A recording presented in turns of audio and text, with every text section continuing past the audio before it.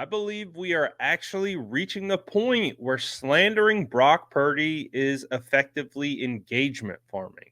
Because we do know that he has been a polarizing player, being Mr. Irrelevant, all those different types of things, and then seeing the success that he's had. So many people have hitched their wagon to the thought process that the shoe will drop and Brock Purdy will eventually not be that good. That's why they always uphold the fact that he plays for Kyle Shanahan.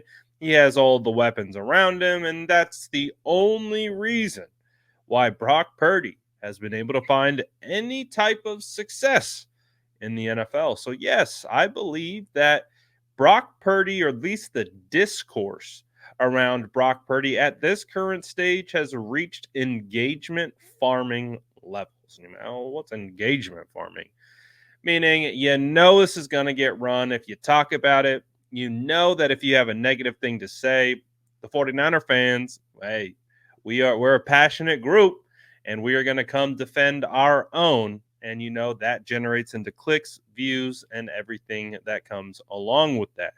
So it's always nice to hear how the players view that. You had Fred Warner and George Kittle hop on the Up and Adams show with Kay Adams. She was doing like a training camp tour. She wound up with the San Francisco 49ers, so got some really good in-person interviews with them. And Fred Warner says something. It's an absolute bar, but I'm going to let you hear directly from both these guys talking about the discourse about Brock Purdy and how everyone kind of talks about him and what they think about that situation.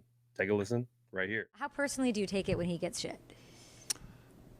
I do a really good job of like avoiding like the media during the season. Like I'm pretty like the 3 feet in front of you, focus on that type of day, or like focus on your day and like don't worry about the outside noise.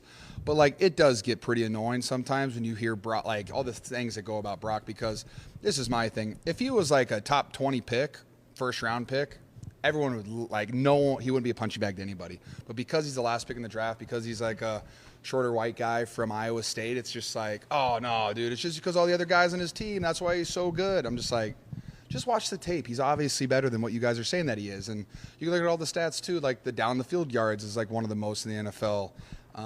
His accuracy, his QB rating, his touchdowns, interceptions, his yards, like he's like top 5 in every statistical category. So it's like, it's not obviously, it's not just the guys that he's playing with.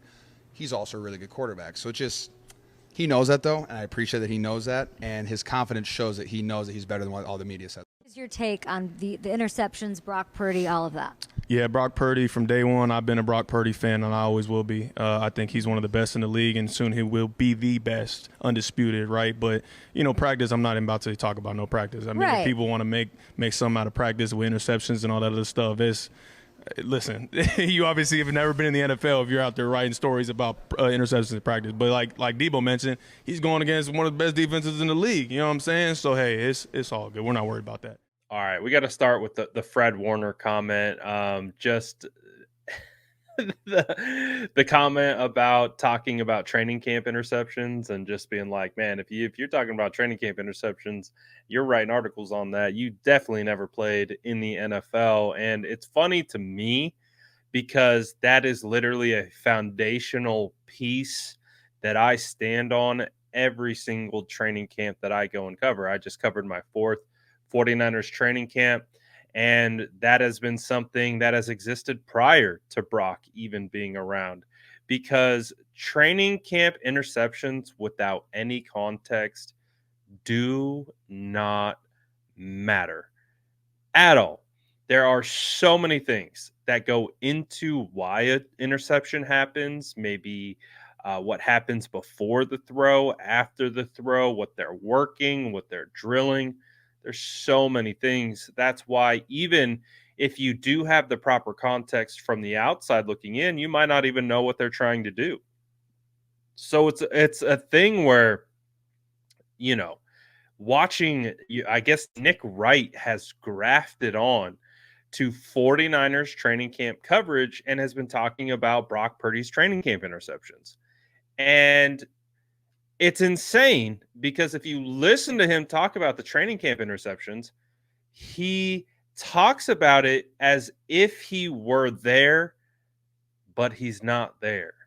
And he doesn't talk about them in any detail. He misrepresents how the interceptions even occurred. The information that he uses to represent is wrong, and it is objectively hilarious to watch Nick Wright use training camp interceptions to drive clicks and views to his show.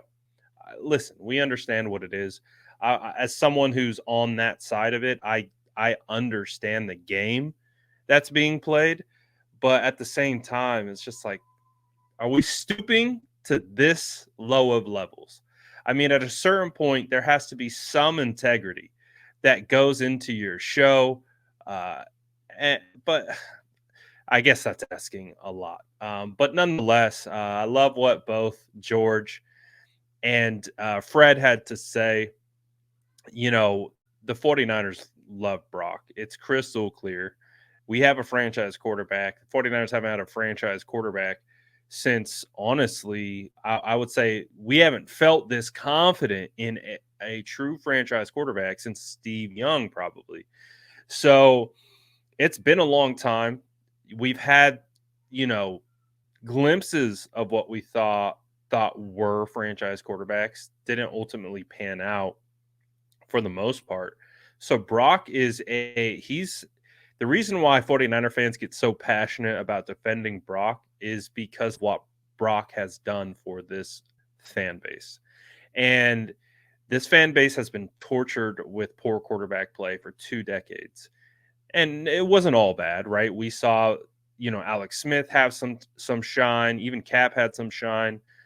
Jimmy had some shine, you know, even guys like Jeff Garcia looked really well, as you know, at times. So it's not to say that the 49er fans have had just nothing but poo-poo quarterback play. But when we're talking about a franchise guy you can sink your teeth into and just feel confident that you got that guy, I personally, as a fan who is 35 years old, I've never had a true franchise quarterback because this guy right here, when he was the franchise quarterback, I was too young. Too young for Steve Young.